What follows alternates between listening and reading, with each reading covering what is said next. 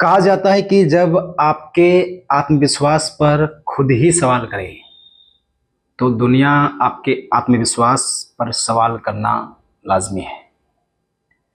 जब आप खुद के आत्मविश्वास पर खुद ही सवाल करें तो आप एक विफल होने का संकेत देते हैं।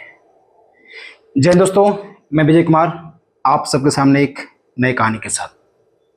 आज का कहानी क्लास 10th के इंग्लिश लिटरेचर का एक कहानी है जिसका नाम है टू स्टोरीज अबाउट फ्लाइंग। इस कहानी में दो पार्ट में कहानी को कंटेंट किया गया है। फर्स्ट जो स्टोरी है that is two stories about flying में his first flight, the first part and the second part is the black aeroplane.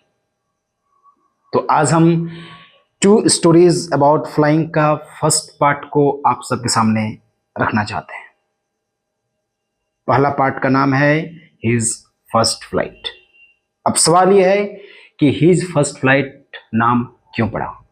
कहानी के अंत में जब मैं पूरी स्टोरी को मैं जब बता दूंगा तो आपको मैं लास्ट में बताऊंगा कि इसका नाम फर्स्ट फ्लाइट क्यों पड़ा। एक सीगल होता है जो अपने सिबलिंग्स और पेरेंट्स के साथ समुद्र तट पर रहा करता है। सीगल के भाई बहन भी होते हैं और सीगल उसमें से बड़ा होता है। सीगल में एक नेगेटिविटी ये थी कि वो फ्लाइंग करना जानता नहीं था। He does not know how to fly, but his siblings can fly very well. उसके जो सिबलिंग्स थे वो काफी अच्छे से फ्लाई कर पा रहे थे। एक बार की बात है, जो सीगल है उसके पेरेंट्स उसको डांट रहे थे, उसको फटकार रहे थे। क्यों? क्योंकि वो उड़ना चाहता ही नहीं है और उड़ने की कोशिश ही नहीं करता है। इसके पीछे रीजन ये है कि उसको खुद के विंग्स पर, जो उसके पंख होता है, उस पर उसका आत्मविश्वास नहीं होता है। जब सीगल फ्लाई करना नहीं सकता है, फ्लाई करना नहीं जानता है, तो उसे भोजन अरेंज करने में काफ़ी प्रॉब्लम हो रही थी। उसके माता पिता चाहते थे कि ये फ्लाइंग करना सीखे, लेकिन सीगल कभी कोशिश ही नहीं किया।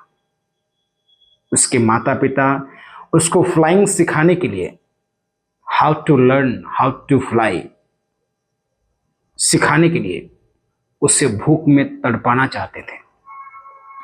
सभी उसके जो ब्रदर हैं, सिस्टर हैं और उसके पेरेंट्स, सब लोग अपना भोजन वक्त पे क्या करते थे, क्योंकि वे उड़ना जानते थे, दे कैन फ्लाई। बट जो सीगल है वो फ्लाइंग नहीं करना जानता था, जिस कारण वो भूखे रहता था।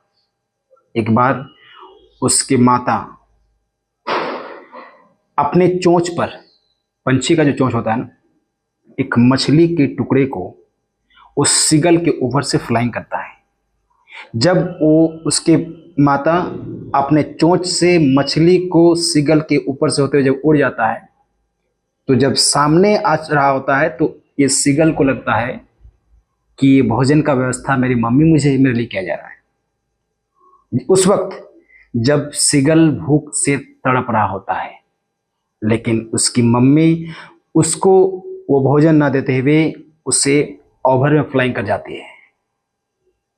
और उस वक्त जब खूब भूख से तड़प रहा होता है, सेकंड टाइम फिर से उसकी माताश्री अपने चोंच में मछली को दबा करके उसके ऊपर से उड़ने का प्रयास करती है। सीगल उसको झपाटा मारने की कोशिश करता है और वो समुद्र की खाई में गिरते जाता है। जैसे ही वो गिरते जाता है, कहा जाता है मरता क्या नहीं करता। सीगल अपने विंग्स के सहारे फ्लाइंग करने की कोशिश करता है और धीरे धीरे वो फ्लाइंग सीख जाता है। इस कहानी से हम ये सीख मिला कि when you are not trying something, you cannot get something. Please, whenever you have doubt on your own confidence, try to improve, try to practice and come over from that fear. कहा जाता है कि डर के आगे जीत है। अगर वो सीगल उड़ने का प्रयास नहीं करता तो उड़ नहीं पाता, और उसे उड़ने का लेसन उसके हालात बना दिया। कहा जाता है कि इंसान हो या जानवर या पंछी, सबको हालात सब कुछ सिखा देती है।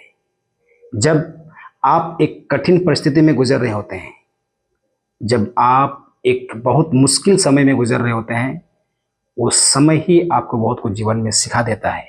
इसलिए जब आपके जीवन में बहुत मुश्किल समय आए तो आप कभी भी घबराइए नहीं। आप अपने आप पर एक कॉन्फिडेंट को बिल्डअप कीजिए और अपने जीवन को एक बेहतर बनाइए। इस स्टोरी में सेकंड थिंग मुझे ये सीखने को मिली कि आप अपने भविष्य का डिपेंडेंट खुद पर बने।